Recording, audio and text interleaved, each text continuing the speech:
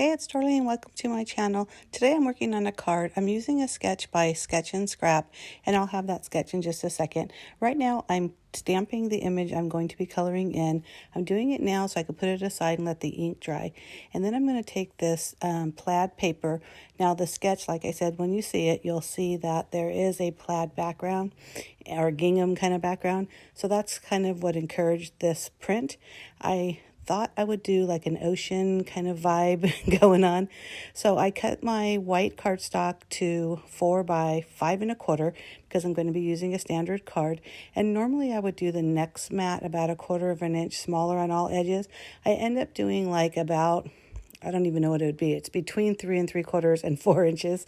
And I just kind of eyeballed it, which I usually do. So here's the sketch what I was talking about. Very simple, but also very nice. I love the sketches there. I'm going to have a link to their blog down below in the information box, as well as my blog, so I can explain more details of what I did, what products I use, etc. So usually when I'm making cards, I try to use as many scraps as possible. I just think that this is a great way to use your scraps because the project is a smaller scale. And so I did dig into my whites and also this really pretty blue gray. I just felt like because it was an ocean scheme or theme, I like that bluish gray, a little bit of difference than what I may have used if not.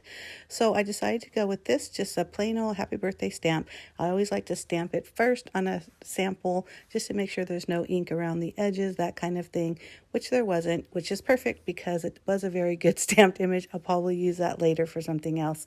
Now these dimensions are very approximate, but I believe that white is about 4.5 by 2.5. It's probably wrong, but like I said, I kind of used what I had.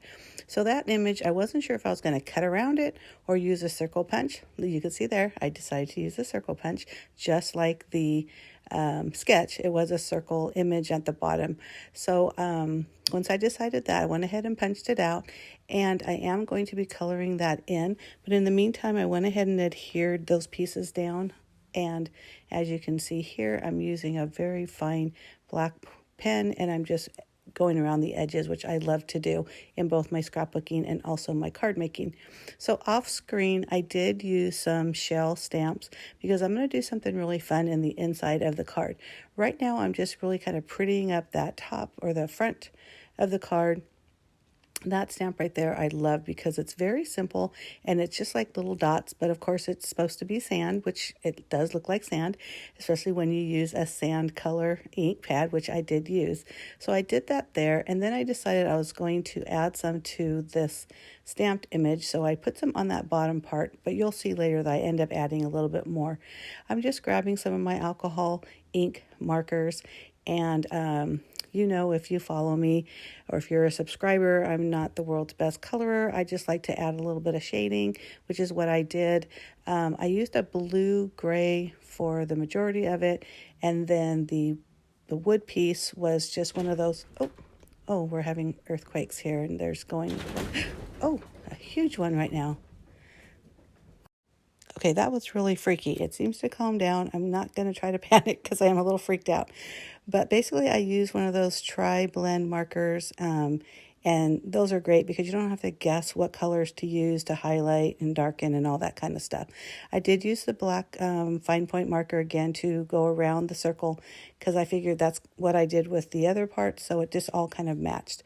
So at first, I'm not sure if I'm going to use foam adhesive for that piece, but I do determine later. I just put it on flat. The blue cardstock is so pretty. I'm so glad I used that. And then I decided to do this. There are the dimensions. They are on my blog as well. So if you didn't catch that, you can always go back and pause or go to my blog and check it out. But basically, I'm putting an accordion inside of the card, and I'm going to add those stamped shells and another sentiment in the inside just to make this a cute little kind of fun fold, something different, surprise definitely card. Again, all the details will be on my blog. You can go down to click on the blog link to get there. Also, just so you know, I do post 2 videos a week. One is always scrapbooking, and the other is whatever it is I'm creating in the command center, which is the name of my blog and also my craft room. So I'm just adding all these little that circle to the top of the card. That's really the finished card. And now I'm going to punch out the shells. I do end up coloring in the shells a little bit, which I don't show on camera, but when you see the final project pictures, you'll be able to see just a little bit, not a whole lot. And I basically just use those same colors that I used for the front image.